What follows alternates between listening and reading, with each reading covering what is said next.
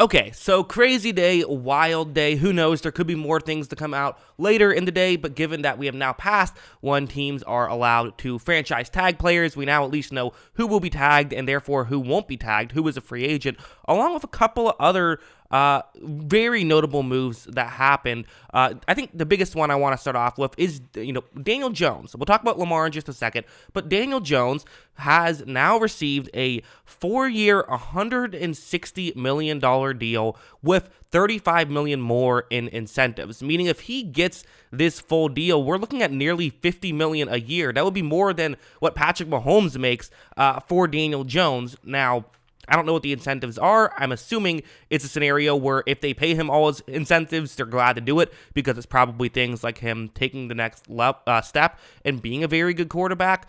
But as it stands right now, giving Daniel Jones $40 million a year just feels like a mistake to me. I'm sorry, Giants fans. I know you like him, and I get it.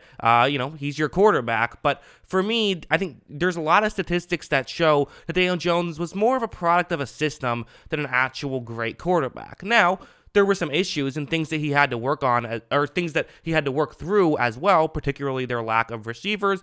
And I don't think it's a terrible bet to say that he could get better if if you give him another year, maybe give him some more receiving talent. I think the scary bet for me would be giving it a 4-year, $160 million deal. I don't get why you don't just tag him in this scenario. Perhaps he said he wouldn't play on the tag. And I guess another issue is if you do decide to franchise tag him, you can't franchise tag Saquon Barkley, which they ended up doing. So they just I think they wanted to get this deal done before this deadline, so therefore they could make sure to get him and also tag Saquon Barkley, which they did.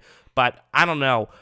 This feels like it could go very, very wrong. Barkley gets $10 million, which I actually think is a good deal. I don't hate tagging these running backs necessarily because the issue of running backs is they fall off quickly. But it's not necessarily a terrible issue to have them paying them a lot for 1 year. I don't think that's a total disaster, but I don't know. It's a lot of money, and for Daniel Jones, he's basically going to have to play like an elite quarterback to live up to that contract. He is. I know some people will say, well, quarterbacks just get paid more. Yes, they do, but if you're not one of those elite quarterbacks and you're paying that quarterback that kind of money, you're putting yourself behind the 8 ball. It's very rare for a team quarterback to make that kind of money and win a Super Bowl just in general, but it's nearly impossible when they're not an elite quarterback, but maybe he can get better. I wouldn't bank on it though. Again, for me, Daniel Jones was maybe a top 15 quarterback last year. I think he could be a top 10 quarterback at some point. I don't think that's crazy, but could he be a top 5?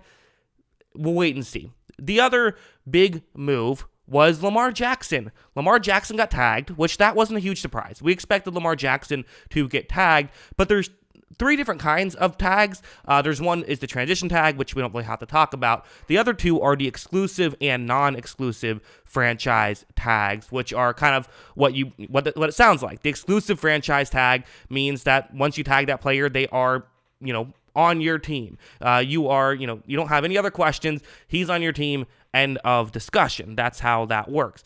But there's the non-exclusive tag, which means that you are allowed to negotiate with other teams. If you negotiate with other teams, they can re-sign. They can offer you a contract. So let's say, for example, the Atlanta Falcons offer Lamar Jackson a 5-year, $250 million deal.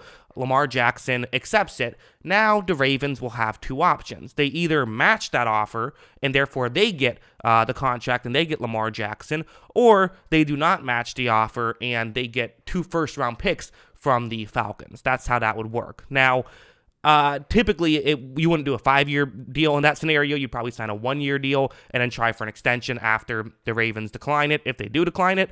But that's the gist of it and how this kind of works. It's similar to you see it in hockey every now and then. There's that works as well. This is usually what gets used here. Usually this book gets used because the difference is there's a difference in money between the exclusive and the non-exclusive tag. For what the Ravens did, they only have to pay Lamar $32 million, whereas they would have had to pay him over $10 million more had they gone with the exclusive tag. It works a little different. The exclusive tag is the top 5 salaries of this current year, whereas the non-exclusive is top 5 salaries of the past 5 years combined, and it's the average of that. So that's why it goes down a little bit. That's part of why you do it. Another reason why the Ravens might be doing this, and again, sorry I'm talking a lot and explaining a lot. There's a lot to get over.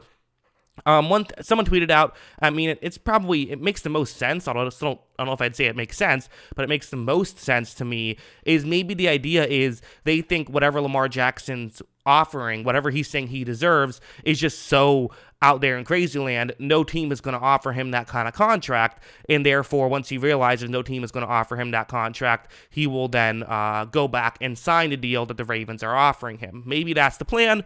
I don't know. If I'm Lamar Jackson, I get an agent. I know players like to represent themselves, but personally, there's people who's worked their whole lives to get to the point where you can, where they know how to handle this kind of situation. Personally, that's what I would do. But again, I don't know. Maybe he spent a lot of time himself working on this stuff. I have no idea. But personally, I just think that I would recommend every player get an agent. That seems to be the right idea. But yeah. Those are the two biggest stories. I think Lamar, we don't know where he's going. Some people are saying he's definitely gone from the Ravens. That is not true. In fact, still, I would say the most likely outcome is he plays for the Ravens, but it is starting to become more likely that he could go somewhere else. But the other, news, kind of some smaller news, a couple of the other players who got tagged before the deadline.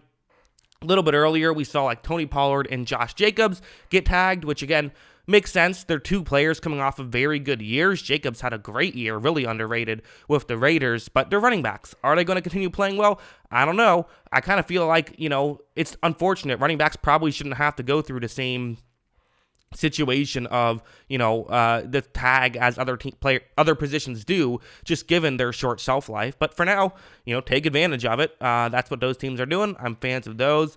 Daron Payne is someone who's getting tagged for $19 million for Washington. I don't know.